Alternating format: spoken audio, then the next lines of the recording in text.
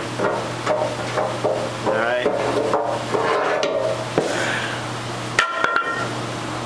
I've ground out this weld right here, this crack that was developing under the materials on both ears on this old bucket here. And we're not going to be re-welding to this area, but I want to get in here and I want to close that back up as best I can. Of course, it's been weld over weld, and I'm going to go ahead and get in here and weld that up right now. There's a close-up of what we're looking at. There's some, I don't know, dirt, slag, whatever. We got some yuck stuff underneath there.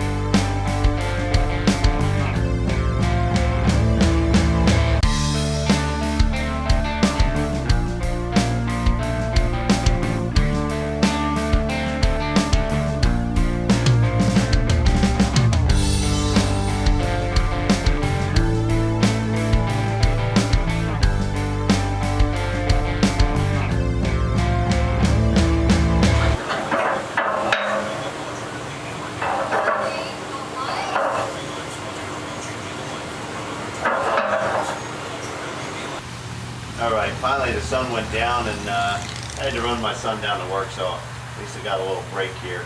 I've just completed all the longitudinal welds that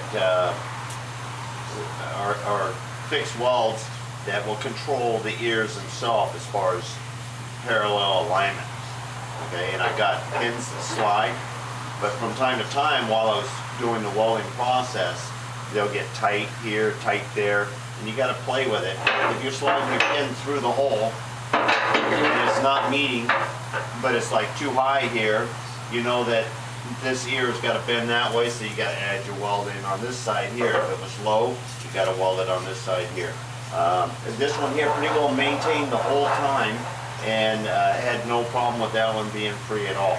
But this height, this distance right here versus this distance right here, these move farther with the same ratio of weld.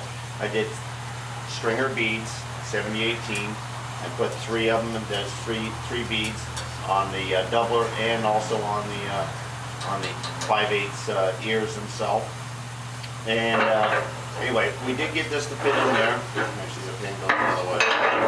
And it could use one more probably in here, because as I was putting this pin through, I can see that it's tight up here, a little clearance underneath here, but it does go in there. I still got the forward edge here on the top and on the bottom back here to do, and I'm going to go ahead I'm gonna tilt this thing both directions. I'm gonna take care of that weld on both sides there. And then we're gonna take another look at the pin fit here now. That's not extreme, but I would like it to go out the door just like that. That's how I like to have the customer have it. And of course, you saw as the process, I cut these out, then I bored them, then I inserted my collars that I manufactured to represent what the customer wanted. And then I stacked these two pieces after I did the welding, rebored them for the pin size. Then I set it up. I machined standoffs here for the right width. And then we clamped and we held it there. And we just, a little weld, all the way around until we had at least a bead covering everywhere. And then we were able to really open this up and then get our good welding in here. Some good welding. I mean, at least we got our stringer beads laid in here. And so that's kind of how I went about getting these fit up to this old bucket.